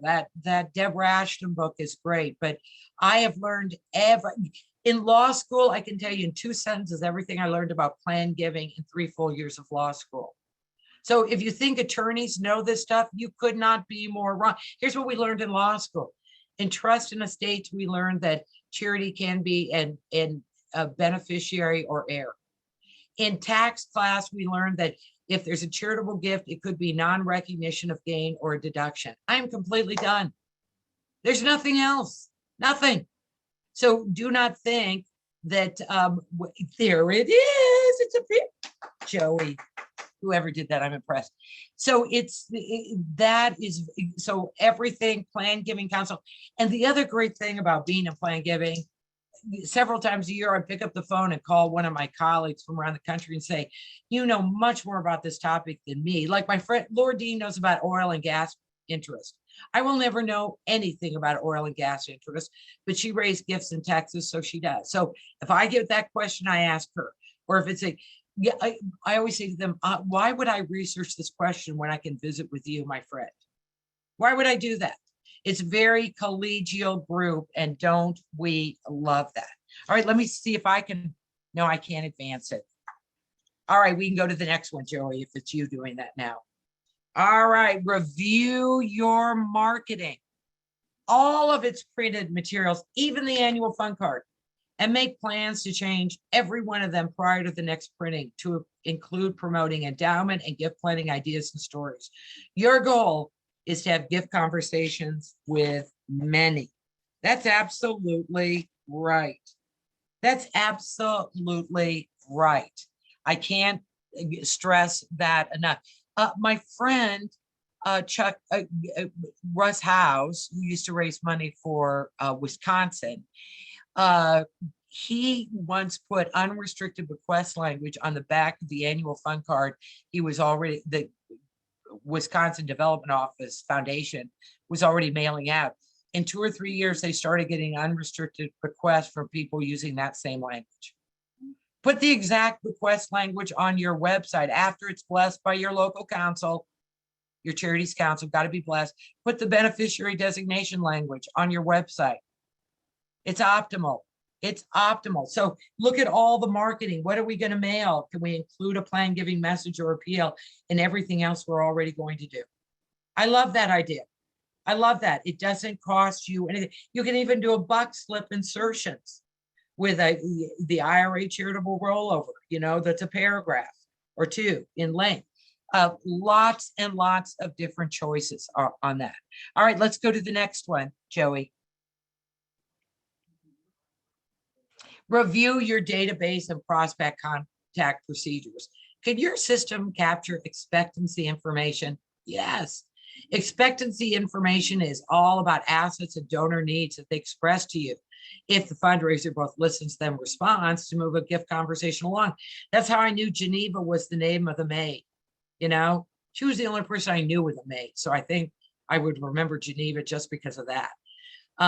But those kinds of things. I know that you told me that in a few years you were planning XYZ, you know, future. I take notes when I talk to people. And by the way, if you do that, be sure, I take paper notes. I have a paper calendar sitting right here. When I do that, I always put the date up in the corner, and please put the year. I can't tell how many people put 9/21 and not put the year. The year is so important, I cannot tell you. So I always date everything by notes. So I look very smart when I talk to people. So look at that. Are we capturing people? Can we pull reports? Do we know who we would talk to? And by the way, when it comes to, Joey, actually go to the next slide, because I think I have a slide about this actually. So that database is pretty darn important, and you just can't spend enough time on it unless it precludes you from going out and talking to real people. All right, realistically assess if and how our organization can provide the service and technical components. That story I told you about the women's shelter, hey, should we be investing these endowment dollars? No. We can barely keep up with our staff needs. No, we should not be doing that when we have a partner who earns a far better rate of return than we ever could and knows the reporting requirements, which we do not, right? You get something for it. Hey, Toby, the deceased person, said, well, they charge us. And I said, and so does the bank. And so does the financial house. So does the broker. You know, you get something when you pay for fees. Yeah, they do charge some investment fees on our return. So if they don't do well, I guess they hurt themselves, don't they? Yeah, they have to get paid somehow. It's like trying to raise money for operations. It's the same idea. All right, so can we do it or not? And for the smaller charities, the answer is not. You'll never be trustee of a charitable remainder trust. Somebody else can be it for you. It'll never be you. Never, never, never. All right, before we go on to the next one, I want to look at the chat and make sure we have covered that, because that's always so good. Let's see. Deborah Ashton, The Complete Guide to Planned Giving. There it is. I think it's the 3rd edition. Anthony was in the Kelly School, and so was his daughter. Oh, Ed Kelly made his money in Consolidated Foods, aka Steak and Shake. Kathy Wilson, our local law school, has included one session on planned giving in the trust and estates class for the last 2 years, thanks to a local estate planning attorney who teaches the class. That was more than they had. I would say to the person in that class, have somebody like Leslie or somebody very well versed in planned giving as a fundraiser come too, because the technical stuff is less than the practical stuff. 98% of all planned gifts will be simple and repeatable. You know what I mean? And the tax code does not drive a gift, and attorneys just tend to be married to the tax code. So I would just say to that person, hey, you might have a co-presenter who's a fundraiser who can talk about the effect that had to a donor. Okay, that would be a really good one, I think. The Dixon has a gift annuity program. Susan Johnson says it. Oh, Anthony, that is so fun. Good. Kathy guest teaches a class as a fundraiser. Okay, that's great. That's great. All right, we looked at all the chat. Okay, now you can advance the next one, Joey. We loved your comments. All right, plan a key session for key donors and prospects, boards, past board, their families, best donors, urgent by health, wealth, linkage, self-identified prospects, donors who make numerous or significant annual gifts, offering anybody who owns a lot of something. I would add that to that. You know, anybody who owns a lot of something, put that on your slide. Offering ideas to endow their giving, acquaint them with practical giving ideas, hold more than once annually is optimal for must repeat gift planning ideas. It's like raising a teenager. You have to repeat because you never know when they're ready to hear your message, right? So this session, if you can't conduct it, no fear. It might be a colleague in the community. It might be that estate planning attorney, maybe, I don't know, depending on how donor friendly they are. It might be somebody like me. It might be somebody who's been a speaker in your planned giving council. It might be I don't know who is going to conduct it, but this is a brilliant idea. A brilliant idea. And in the Midwest, always feed them at the same time. You must. You can't have any learning experience without food. Miss Manners also says food is essential to a date for it to be called a date. Just so you know, if you're worried about what is a true date, it must involve food. So this key session, because you're really then out, you've already done some marketing, and that marketing, remember the first one saying endowment matters, we're coming. We're coming. You'll see different stuff from us. You're coming. So this is all progressive, and none of this is very expensive. This is cheese and crackers, you know, wine. I don't know what you're gonna. It's just not very expensive, and try to hold it on site. We once had an event in the child care center at the brand new women's shelter that we helped build. That was a great place to have, and we spilled out into the playground, and we all trammed up 2 flights to the roof gardens where they can grow some of their own produce, right? That it was a great event. It was on site. It affirmed everything, because you can't go into a women's shelter hardly ever, you know, that's a whole different thing. So we planned that key event, and it was extremely well attended because everyone wanted to see what it looked like on the inside, right? So this is not hard. I would also say to the smaller charities, you can also co-host something like this. There's a lot of intermarriage in donor pools. So a community foundation, maybe they will host a planned giving seminar every year for local charities, and let local charities invite 10 couples. You know, why wouldn't they do that? Because they're going to house the endowment gifts. That you can collaborate. In Indiana, it's the community foundation, the hospital foundation, and higher ed. Those are the conveners in our state for these kinds of programs. So if you have a sister or a local organization that's like that, think I can reduce my cost and get better attendance by 2 of us on the invite, right? That's very, very true. All right, you can advance to the next slide, Joey. I suddenly realized there was something at the end I hadn't talked about. So I enlist a planned giving champion, that's me, who will not shut up, who talks about planned giving in every single meeting. I am the squeaky wheel. But I will tell you, in that community advisory board, After squawking about the revocable beneficiary designation, I walked out with Mike, the former editor of the local paper, which is a sad story these days. But Mike, and he said to me, I did it. I did it. I did it. You kept talking about it. I did it. I said, did you take care of your other charities in the same way? I did. Okay, so a squeaky wheel, you know, and I always say, I do a testimonial constantly. I don't just say you should. I always say, I have, and we should, because we're the volunteer leadership of this. And the new organization yesterday, they said, should we talk to our board members first? I said, yeah, because if you go out then to your membership, you could say 100% of our board is so enthused about endowment, 100% have committed to a planned gift. Now, it could be 1% on a retirement plan as the second beneficiary that qualifies. So there's a planned gift that works for every board member. And I say that's life affirming to speak to others. Okay, next slide, Joey. Start meeting one-on-one with key prospects, talking with them. And how do you do that?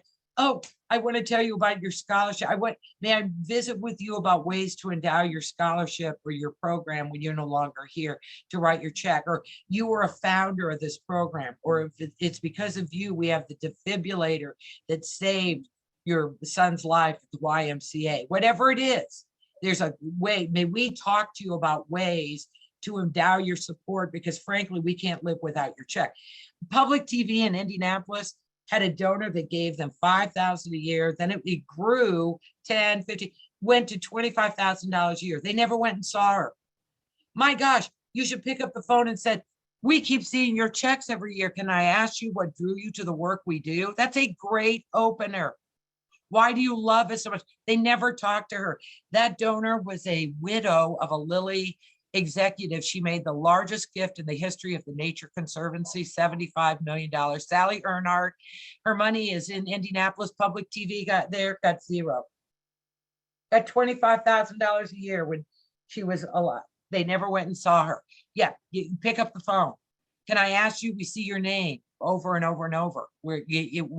Tell us your story. That is a beautiful way to enter. But who should you talk to? Leadership. You already saw on a past slide who your best prospects are, but those are the ones. And if they're getting older, if they're going to move out of state, if they're ready to retire, there's lots of reasons to move them up the list, take them to lunch, something, and just start that conversation. All right, next slide, Jody. Make that happen. If you have a legacy or heritage society, contact everyone to say, you are the leadership, you are the vision. We don't have to convince you of the worth of our organization. You have proved it. But may we visit with you to make sure the gift plan you've chosen is the smartest one for you. It hardly ever is. You will find out. I met with a guy once, again in Northern Indiana, and his will said, only if everybody I really love, my 3 children, my 3 grandchildren, and my wife all die, does my Catholic Church get something from my will. He was in the Legacy Society. I looked up at that guy and said, that'll never happen. I said, even the Titanic, some women and children were saved. I said, that'll never happen. Never happen. I said, is it your goal? My kids went to Montessori, so we talk about goals. Is it your goal to disinherit your Catholic Church? Of course not. So I gave him the way to do it. He left that meeting being now a planned gift donor instead of a non-donor. All right. He didn't have retirement plans. We had to go to life insurance. Fine. So this is a great idea. This is because those gifts will grow if you know anything about planned gift. If you don't, say, may I have this experienced person from the community foundation, if you're lucky enough to have one. May I, you could even engage somebody like me to have phone calls with people, whatever it is. It doesn't even matter. I'm not promoting myself. I'm just saying someone's knowledgeable. I often in those sessions read their will with them and say, did you know that's what it says? Is that still a good person to do that service for you? Is that, are they still married to that person? You know, you ask questions like that when you read somebody's will with them. You know, those aren't charitable questions. And if they don't want to bring their will or trust, we just say, just share the extract of your will that applies to us. Just that, you don't want to share your will or trust. How about just that extract so we can ask you questions about, is it a smart gift for you? This is a brilliant idea, and this is money in the bank. This is money in the bank, I tell you, because a lot of those gifts are stinko bad gifts. That's been my experience every single year of my professional life. All right, and you could say it's a service. It's a we only want to talk about your gift conversations.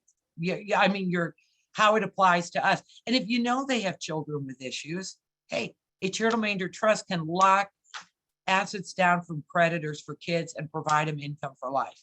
That is a panacea to a parent who's panicked about a spendthrift child. There's not a problem anybody can say that we don't have an answer. You'll hear about that in our Q's and clues. Okay, next slide, my friend. There it is, Community Foundation. What services can they provide? Jewish Foundation, we know. All right, we've already covered that one. You know, I even have planned gifts for 2 of my local charities to the Community Foundation, because those charities are marvelous. I wouldn't trust them with spendable cash. It'll be gone that day. It'll be gone that day. So I'm putting it in the endowment, no question about it. And by the Community Foundation, I can do that. That's a brilliant. Now I'm on the Legacy Society, the Community Foundation before that too. That's a good thing. I believe they are like the community bank for doing all services for local charities, and they're nonprofit. So they get my nod all the time. All right, next slide, Joey. All right, we're going to race through this, and I forgot it was at the end. I thought it was on the other slide, but this is very valuable. This is what I call the Cliff Notes of Planned Giving, and we're going to cover these in our last few minutes, and we'll look at the chat one more time if you have something you want to ask or add. All right, these are simpler gifts. These are the ones that you don't need a law degree. You don't need, a lot of expertise to be able to talk about. And the bequest language, that is number one, because it's a universal term. It's magic language in a valid will or trust. How can you get magic language? Well, there are, if surely you have it. I have a sample. You could write and email me for my sample that I'll send to you with a caveat: only use if your charities council blesses. Don't print one thing without his or her blessing. That's all I can say. But bequest, you should have the actual language, because Jay Steenheisen has convinced us that people are doing active planned giving on the internet. That's absolutely true. So we need that language right there. On the language to include our charity in your will or trust is as follows. And I often put it, this creates an unrestricted gift, highly prized because the future moves. However, if you want to restrict your gift, simply contact us so we understand your intent or how you want your gift used. That's a come hither line if I've ever heard it. It's not our records need to be, I don't care about your records, but I care that you care about my intent. All right. What's number 2? Beneficial designations of a percentage of part or all of one or more retirement plan assets. Revocable, flexible, every age, from expensive assets because of 2 income taxes, an ACA tax, and who knows what else will be on it for family to inherit. That is my go-to. If you sit by me on the plane, this is what I'm going to suggest. And if you have a corporate person, if you have a doctor, a physician, a business owner, they've been socking money away in the retirement plan to reduce their taxes. So you can suggest this to many, many people. Public TV, we were going to do a give us 1% of your TIAA campaign. That would be brilliant in a college town. Brilliant. The IU Foundation quashed it, said it's not enough. We said, how about 2%? Because it sounds like nothing. But by percent of participation, we would make a fortune. Percent of participation. So you could say, I always say, you could designate a modest. That's the word I always use, a modest. Because all the time I see in literature, designate your retirement plans. Do you not love my family? I love my family more than you, please. Designate a modest percentage of one or more of your retirement plans to our charity and from expensive assets. All right, next slide, dear Joey. You're doing a great job. Life insurance that's no longer needed. Now, life insurance is tax-free to the family. And I'll tell you, when my dad died, we used that for his funeral. So, a lot of families should not give that up. Should not, but if they have, if it's a lot, IU, it seemed like everybody in IU athletics sold insurance. and they had insurance that wouldn't quit. So that's somebody you could suggest that to, but it doesn't have to be all of a life insurance. I could give a policy that I no longer need to charity and get some tax breaks, or I could do just what I did with my retirement plan, put a beneficiary, when I die, you get 5%. And if that's all they can do, wonderful, but always retirement plans first choice because of the taxes. Life insurance is tax-free to the family. So don't go after it if that's all they have. If they need it, they need it. If they want it, they want it. All right, gifts funded by some or all of your appreciated stock or real estate, often low yield. That's where I cast my line. Farmers, landowners, developers, business owners, rental landlords, whoever it is, be cast. If and when you want to reduce your portfolio, if and when I know I'm going to mention him before, but I had a guy walk in to see me at IU Foundation decades ago, Jack. He says, I'm giving 200,000 to the university. I said, that is awesome. My job is to make sure it's the smartest gift you can make. I've never met you. Are you thinking of selling or disposing of any assets in the next couple of years? He said, funny you should say that. I'm a rental landlord in DC. My wife told me to unload them. She's tired of being a landlord.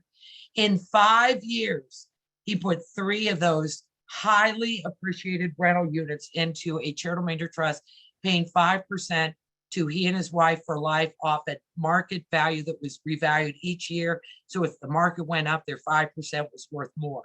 And he came back to campus year 5 and he said, when I first met you, and I said, I was giving the university 200,000. I'm now giving $1 million because you showed me how. It actually went up. He actually is named a name in the new. I said, where do you want to divvy $100 million up?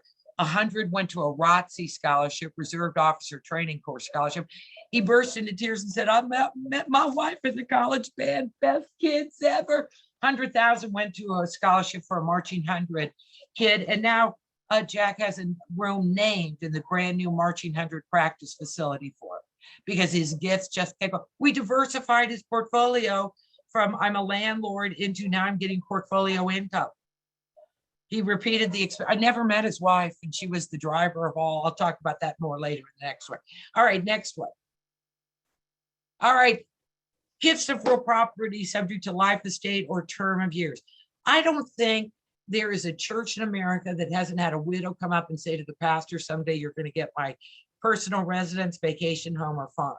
If someone says that to you, you can say, oh, you could make a gift of that during life because you're older. Only people 75 and above should ever think about this. Because about 75, you know where you're going to live, right? You kind of know how it's shaking out.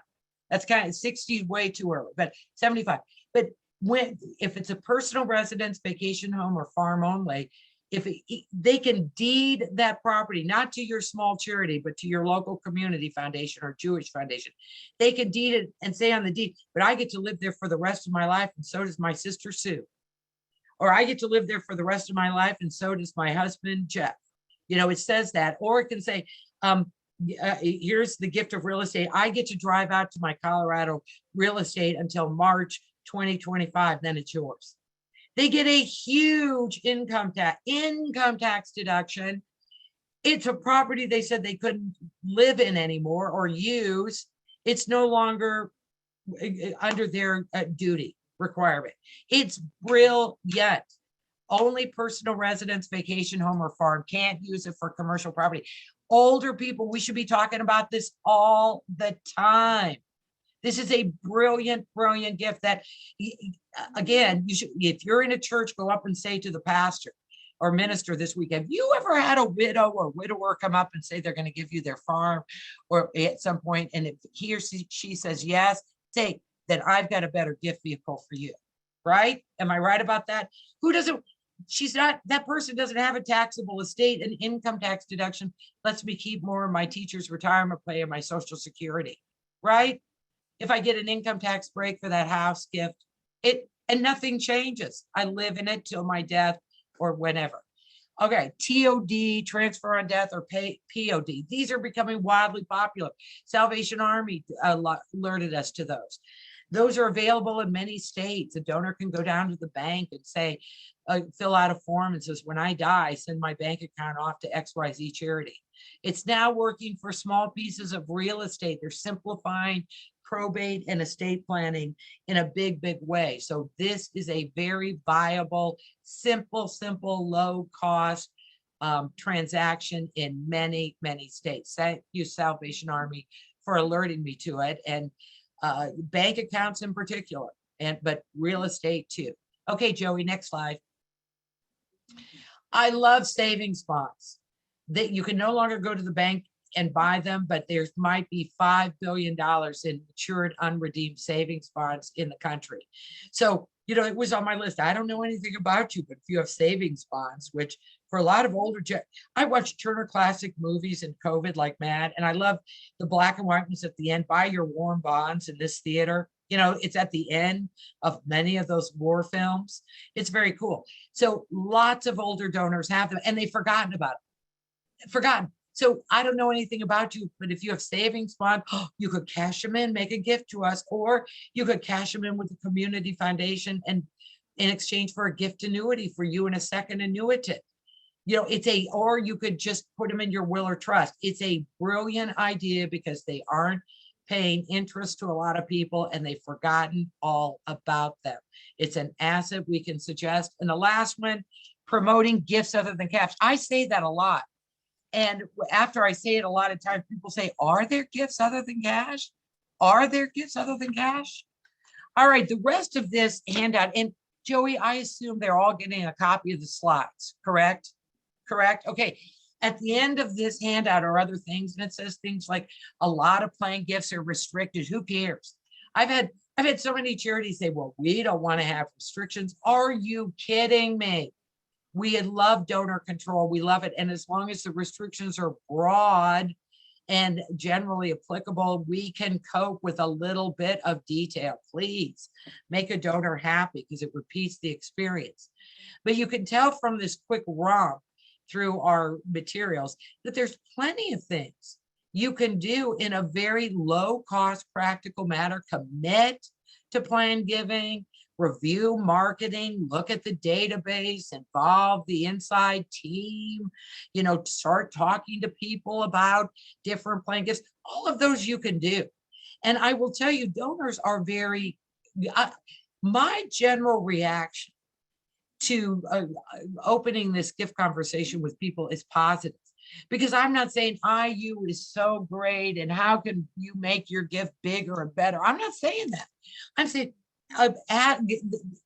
plan giving can be an opportunity to diversify your portfolio and do some very, very meaningful things. But it works for you first. If it doesn't work for you, it doesn't work for us.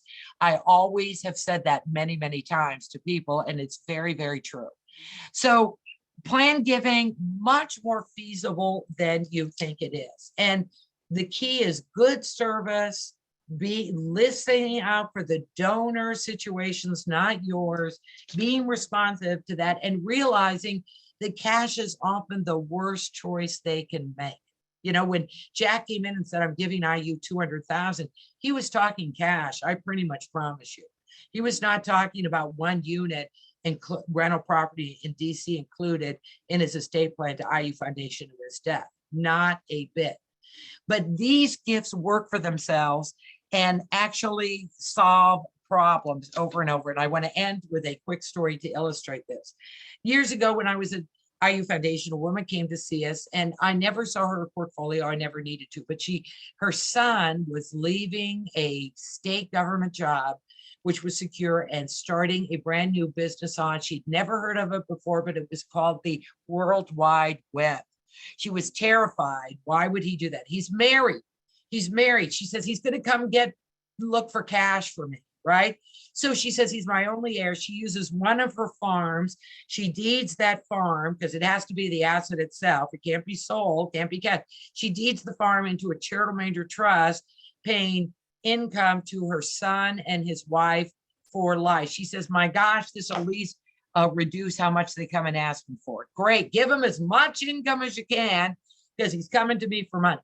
And about 3 years later, she's sitting in her home in a beautiful Indiana community. She gets a letter in the mail. She has a lake lot on a man-made lake outside of town. Her husband was the developer when no one knew what the term development was. He sold the lots. They didn't know how to pay him. They gave him a lot. His basis is zero. He died. They were always going to build a house and move out there. He dies, no house. She gets a letter from a guy in Carmel by the Carmel, Indiana. And he says, my wife's an interior decorator. She's decorated a house on this lake. She loves it so much she has to have one. Nothing for sale. You have a lot. Would you consider taking $80,000 for your lot? I mean, out of the blue. That's why you cast your line. You never know when that letter's going to come. You cast your line. So she goes down to her attorney who writes the prospective purchaser and say, might give that lot to charity. Can't talk anymore. More details to follow, because she's not going to be stuck with capital gains. That's why she did that. She comes to us. She ends up deeding that lake lot to us. We sell it for $120,000. No selling expenses. We would have done a gift annuity. We had trust investment. We can't do a trust for $120,000, but it was a reason we could at that time. Okay, it would be a gift annuity now. It doesn't matter. But $120,000. No broker fee, no taxes. And now she was the income beneficiary of that one. She said, I've done one for my son. This one's for me. They repeat the experience and we solve problems. Well, I looked at the chat.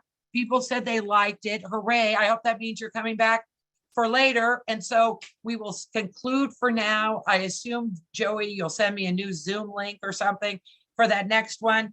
And we'll see you in an hour. Eat fast, right? Thank you, Pamela. Thanks everybody for joining us. And for those of you on the afternoon, joining us for the afternoon program, we will see you in about an hour.